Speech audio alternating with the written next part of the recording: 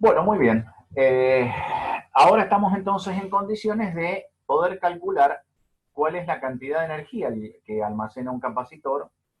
Es decir, cuando el capacitor empieza a almacenar carga, genera un campo eléctrico entre sus placas y eso es lo mismo que decir que hay una cierta cantidad de energía de origen eléctrico almacenada entre las placas del capacitor. Y vamos a tratar de calcular esa energía. Entonces, partimos de la relación fundamental, que es la que nos dice que la diferencia de potencial entre las placas del capacitor, cuando éste tiene una cierta carga Q, es esta de acá. Q igual a B por C o bien B igual a Q sobre C. Para poder cargar al capacitor con una cierta cantidad de carga, hay que hacer un determinado trabajo. Ya vamos a hablar más adelante de cómo es el proceso de carga en un capacitor y quién es el que tiene que realizar trabajo, pero en principio decimos hay que gastar una cierta energía para transportar las cargas y depositarlas entre las placas de ese condensador, de ese capacitor. Eh, el trabajo, la energía, es el producto de el potencial por el diferencial de carga. Potencial escrito con letra minúscula, puesto que hace referencia a la diferencia de potencial entre las placas cuando el capacitor tiene una carga Q chica cualquiera, no necesariamente tiene que ser la máxima. Entonces, para un diferencial de carga entre las placas del capacitor, vamos a tener que realizar, para llevar esas cargas a ese capacitor o para cargar al capacitor con un valor diferencial de Q, vamos a tener que hacer un trabajo diferencial W, que es este que está acá, y como el potencial es carga sobre C, lo tenemos así, para pasar de la expresión diferencial a la expresión integral, justamente tenemos que integrar desde 0 hasta W, es decir, para hacer un trabajo hasta el valor W, y llevar la carga desde un valor 0 hasta un valor máximo, hay que hacer este trabajo. Aquí nos queda la expresión Q cuadrado sobre 2 por C. Ese es el trabajo o la energía que hay que gastar o poner en juego para llevar al capacitor hasta un valor de carga Q, que es exactamente igual a la cantidad de carga que tiene contenido el capacitor. Muy bien, entonces la energía potencial eléctrica que tiene el capacitor es esta expresión que está acá, y algunas alternativas utilizando la relación de Q y de C, dependiendo de las magnitudes que uno conozca, ¿sí? Ahora bien, es mucho más útil trabajar con otra expresión que no sea la energía eléctrica, sino la densidad de energía.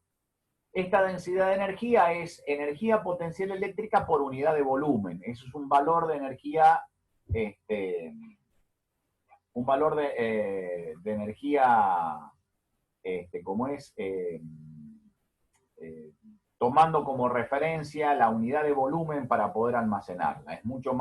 Es más útil, es más fácil de realizar comparaciones entre capacitores cuando uno trabaja con densidades de energía y no con energías. Entonces, para el caso de capacitores planos paralelos, diremos que la energía almacenada, vamos a utilizar esta expresión, un medio de C por B cuadrado, era una de las expresiones alternativas que habíamos obtenido, y el volumen va a ser el volumen delimitado por las placas, el área por la altura, que viene haciendo la distancia de separación de las placas, eso va a dar el volumen en el cual está contenida esta energía. Entonces, esta es la expresión de la densidad de energía o energía por unidad de volumen, Joule sobre metros cúbicos. Si estamos hablando de un capacitor plano paralelo, la capacidad viene dada por esta expresión, que podemos reemplazar acá y llegamos finalmente a esta expresión de la densidad de energía, teniendo, acá está muy clarito en la fórmula, como el espacio delimitado por esas placas planas y paralelas, el vacío o el aire. Muy bien, perfecto. Entonces, acá tenemos un circuito que nos permite hacer transferencia de energía de un capacitor cargado a un capacitor que no está cargado. Las fórmulas, el planteamiento, la resolución es muy sencilla. Acá lo tienen. Otro problema que me da la energía del campo eléctrico es simplemente aplicar la fórmula. Y acá me da dos fórmulas alternativas para calcular la energía almacenada por el capacitor. Esto es para el caso de un capacitor esférico ya mostrado anteriormente. Si ustedes se acuerdan, en el video anterior hablamos del capacitor eléctrico. Hay un problema resuelto, un ejemplo que presenta el libro y da la capacidad de un capacitor esférico. Justamente es esta formulita de acá. Simplemente la energía almacenada por ese capacitor es 1/2 de Q cuadrado sobre C, donde C está dado por el capacitor esférico. Bueno, ahí lo tienen. Es de fundamental importancia para el valor de la capacidad, es decir, para la capacidad de un capacitor eléctrico, el material que se utilice para llenar, por decirlo de alguna manera, el volumen delimitado entre las placas planas. A ese material se le llama dieléctrico. Es una sustancia que es no conductora de la electricidad o bien dieléctrico. Acá tenemos entonces una forma de construir un capacitor de placas planas y paralelas, porque bueno, esta lámina metálica y esta lámina metálica están separadas por esta membrana de un material dieléctrico, es decir, de un material que no conductor. En este caso, el ejemplo dicen que es plástico, y que con una distancia de separación constante mantiene a estas placas planas y paralelas. Eso le confiere ciertas características especiales, sobre todo y fundamentalmente por el hecho de que, si volvemos un poco para atrás a buscar la fórmula de capacidad para un capacitor plano paralelo, lo teníamos aquí. Fíjense ustedes que acá está la constante de permitividad eléctrica. En el caso de utilizar el vacío o el aire, utilizamos esto. Pero si yo coloco otro material cuya constante de permitividad es mayor que la del vacío, entonces automáticamente ese solo hecho de colocar una sustancia distinta del vacío va a hacer que la capacidad eléctrica de ese dispositivo aumente. Y esto es algo muy querido, sobre todo si estamos utilizando este dispositivo que lo que hace es almacenar carga eléctrica. Muy bien, veamos entonces un poco más en detalle cómo es esto. Supongamos que tenemos dos capacitores de placas planas y paralelas con las mismas dimensiones, con la misma geometría, separados por la misma distancia, la misma área enfrentada, todo lo demás. Pero vamos a suponer que estos dos capacitores tienen uno dieléctrico vacío, es decir, no hay ningún material entre las placas, y otro tiene otro tipo de dieléctrico. Al capacitor con dieléctrico vacío lo vamos a cargar con una cierta cantidad de carga, y entonces el cociente de la carga y la diferencia de potencial entre placas me va a dar el valor de la capacidad eléctrica C sub 0, que es la capacidad que presenta el capacitor que tiene dieléctrico vacío. Lo mismo hacemos con el otro capacitor. Le damos la misma cantidad de carga, pero como el dieléctrico no es el vacío, sino otro material, entonces su capacidad va a ser C, y va a estar dado por esta expresión. Carga, que es la misma que el capacitor con dieléctrico vacío, obviamente la diferencia de potencial va a ser distinta porque la capacidad es distinta. Despejando carga de los dos formulitas e igualando, tenemos esta relación. Podemos definir una constante K, que se llama constante dieléctrica, y que es la relación entre la capacidad de ese capacitor utilizando como dieléctrico el vacío, utilizando como dieléctrico un medio cualquiera, dividido la capacidad del capacitor utilizando como dieléctrico el mismo capacitor, pero utilizando como dieléctrico el vacío. Esta constante generalmente es mayor que 1, o por lo menos, digamos, en general es mayor que 1. Esto quiere decir que aquel capacitor que tiene un dieléctrico que no distinto del vacío tiene una capacidad mayor que la del capacitor con dieléctrico vacío. También se puede establecer la misma relación o encontrar el mismo valor de K a través de las diferencias de potencial, por estas relaciones que tenemos acá. Muy bien, que cualquiera sea, siempre y cuando obviamente la cantidad de carga almacenada sea constante. Entonces, si nosotros utilizamos materiales dieléctricos con constantes dieléctricas relativas mayor que 1, automáticamente volvemos a analizar esta fórmula, vamos a obtener un aumento de la capacidad sin necesidad de transformar o de modificar la geometría de ese capacitor. Y esto es una cosa sumamente útil. Acá tenemos valores de constantes dieléctricas para distintos tipos de materiales, todos ellos aislantes. Fíjense, tanto el vacío como el aire para distintas presiones atmosféricas prácticamente es 1, pero ya el teflón es 2. Polietileno es 2,25. La mica entre 3 y 6. El agua 80. El titanato de estroncio 310. Quiere decir que si yo construyo un capacitor de placas planas y paralelas con dieléctrico, titanato, y pongo titanato de estroncio entre medio de las placas, la capacidad va a ser 310 veces la capacidad de ese mismo capacitor con dieléctrico, ¿cómo es? Con dieléctrico vacío. Muy bien.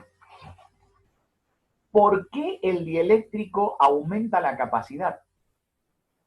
Bueno, la constante dieléctrica se puede obtener también de esta manera, es decir, no como cociente de las capacidades o cocientes de las diferencias de potencial, sino de los cocientes de los campos eléctricos, dada que la distancia de separación es equivalente.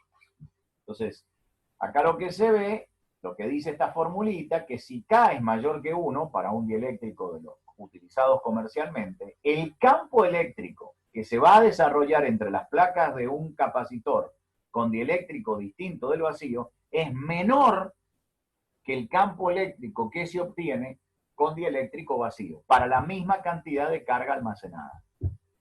Veamos por qué es eso. Es por un fenómeno que se conoce de carga inducida y polarización.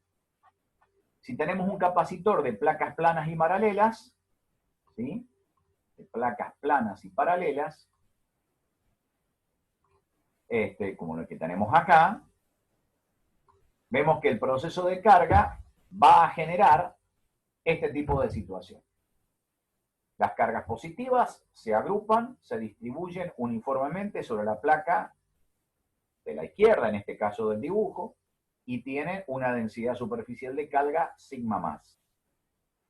La placa de enfrente, por un fenómeno de inducción, va a tener la misma cantidad de carga, la misma distribución, solo que con carga negativa.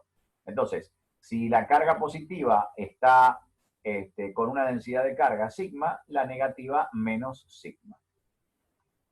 Muy bien, perfecto. Ahora, veamos qué es lo que sucede cuando colocamos un dieléctrico distinto del vacío. En general, estos dieléctricos que son aislantes, cuando se los pone dentro del espacio delimitado por las placas planas y paralelas que están cargadas, sufren una redistribución, una inducción de carga dentro del mismo material, que es esto que está acá. La cantidad de carga positiva y negativa para el dieléctrico y para las placas metálicas no es la misma.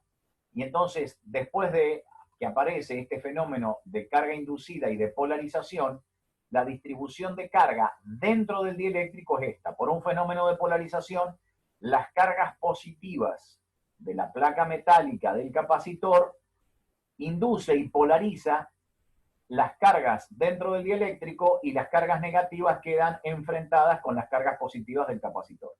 Las cargas negativas del dieléctrico enfrentadas con las cargas positivas del capacitor. En la otra placa pasa exactamente, exactamente lo mismo, pero con cargas de signo contrario. Las cargas negativas de la placa negativa del condensador inducen y polarizan las cargas dentro del dieléctrico. Fíjense ustedes que la distribución de cargas en el dieléctrico y en las placas metálicas no es la misma, es decir, hay más cargas en las placas metálicas que dentro del dieléctrico. Esto hace que en las zonas donde las cargas están enfrentadas se produzca una anulación de carga, entonces no hay campo eléctrico. Es debido a esta anulación de efectos, es que el campo eléctrico ahora en presencia de dieléctrico va a ser E en lugar de E sub 0. Y este valor E, como se ve acá en la gráfica y como lo dice esta formulita, es de menor valor, es menor que el valor cuando tenemos dieléctrico vacío. Muy bien, entonces podemos decir que el campo eléctrico con dieléctrico vacío es la densidad superficial de carga dividido epsilon 0. Pero cuando el dieléctrico no es el vacío, la densidad superficial de carga tiene que ser la densidad neta de carga, es decir, la diferencia entre la densidad de carga en la placa metálica menos la densidad de carga inducida en la cara del dieléctrico que quede enfrentada a esa placa metálica, ya sea la positiva o la negativa.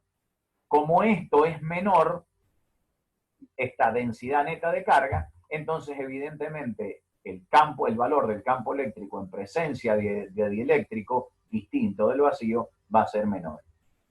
Se puede despejar de acá la constante de epsilon 0, igualar estas ecuaciones, y entonces me queda una expresión, acá la vemos, para la densidad de carga inducida en las caras del dieléctrico, la densidad superficial de carga inducida.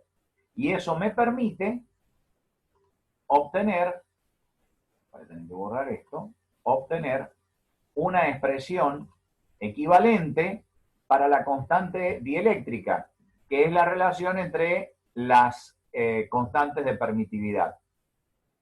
Eso también me permite trabajar con otra expresión para el campo eléctrico dentro del dieléctrico, que es la densidad superficial de carga en las placas metálicas, pero dividido la constante de permitividad eléctrica para el dieléctrico, que es mayor que la del vacío. Entonces el E queda disminuido en cuanto a su valor.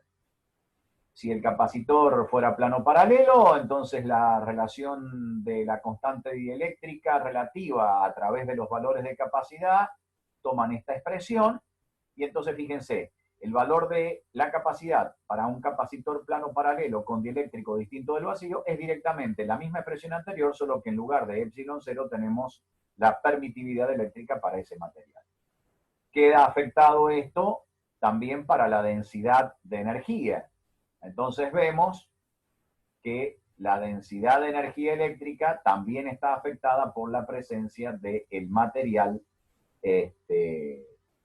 ¿cómo es? Del material como dieléctrico distinto del vacío.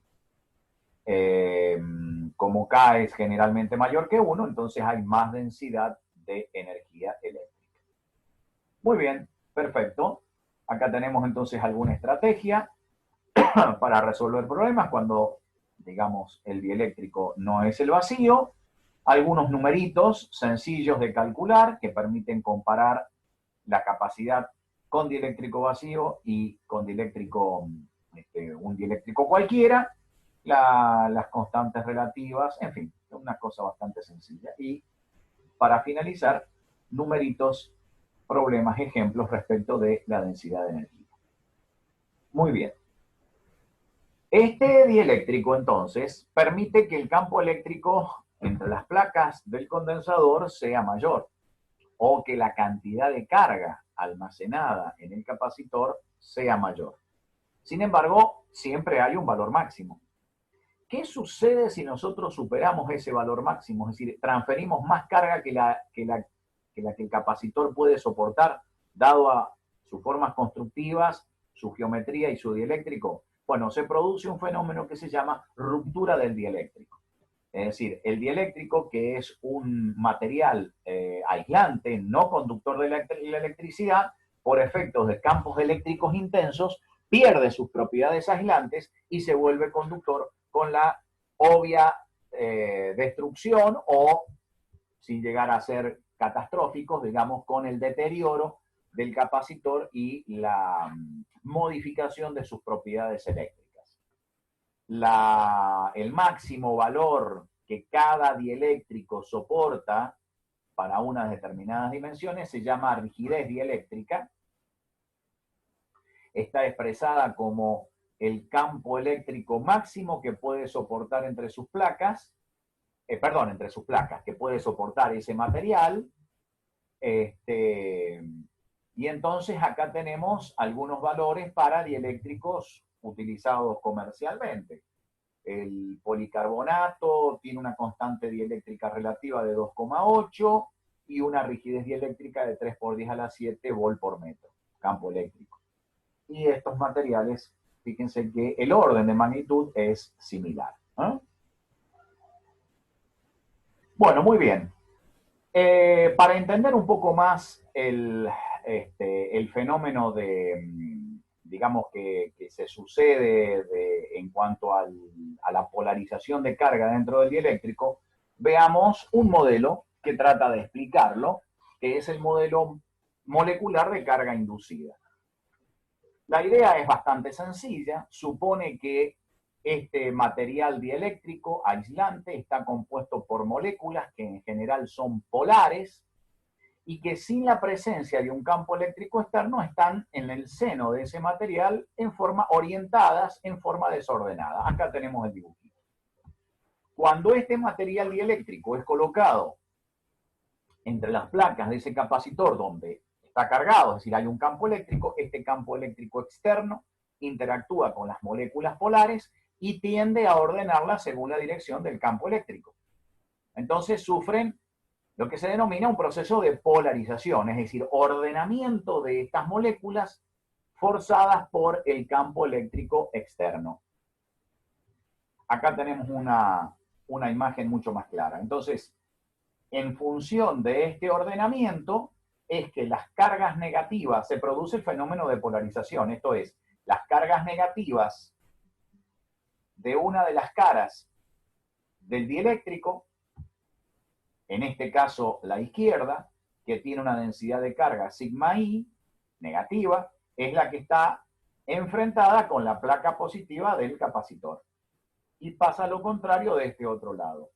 Este es el fenómeno por el cual queda polarizado el dieléctrico en presencia de un campo eléctrico externo. Y como ya habíamos visto antes, cuando tenemos el dieléctrico, esa polarización hace que haya una disminución del campo eléctrico, acá lo vemos claramente, por anulación de las cargas debido al fenómeno de polarización, y entonces, al haber una disminución del campo eléctrico, permite que haya más cargas almacenadas y mayores valores de campo eléctrico soportados por ese capacitor. Bueno, muy bien, para terminar, veamos una reformulación de la ley de Gauss. La ley de Gauss habíamos visto que es una herramienta muy útil para calcular intensidad de campos eléctricos y expresiones matemáticas que me permitan obtener la intensidad del campo eléctrico en distintas configuraciones de distribución de carga. Ahora, cuando tenemos un dieléctrico, ¿cómo se modifica esa formulación matemática? Bueno, veámoslo. Supongamos que planteamos, para el caso de un capacitor, queremos encontrar el campo eléctrico en el interior del mismo, pero ahora tenemos presencia de dieléctrico, no vacío. Entonces, adoptamos una superficie gaussiana, y ahora la superficie gaussiana va a encerrar una carga neta o una densidad de carga neta, que es la diferencia entre la densidad superficial de carga en la placa del capacitor menos la densidad de carga inducida en la placa enfrentada del dieléctrico. Es decir, sigma menos sigma I. Esto es la densidad neta de carga. Y si las placas enfrentadas tienen un área A, entonces la carga neta encerrada es este producto, que lo reemplazamos aquí, y entonces ahí me queda la expresión para el campo eléctrico en el interior de un par de placas planas y paralelas con presencia del dieléctrico. Podemos también obtener desde esta fórmula que ya habíamos visto antes una expresión para la densidad de carga, y entonces obtener finalmente esta relación, que es mucho más útil, donde aparece la constante dieléctrica relativa, y de nuevo, uno ve claramente que cuando la constante dieléctrica relativa es mayor que 1, el campo eléctrico aumenta. Entonces, la formulación matemática de la ley de Gauss en presencia de dieléctricos tendría que ser esta. Simplemente, como integrando de la integral de superficie cerrada, en lugar de tener el campo eléctrico, tenemos el campo eléctrico multiplicado por la constante dieléctrica relativa. Y en el lado derecho de esa igualdad, lo que aparece en el numerador es la carga encerrada libre, es decir, la carga encerrada neta para esa superficie gaussiana. Bueno, muy bien, acá tenemos entonces un ejemplito de aplicación, muy sencillo, y con esto terminamos este tema.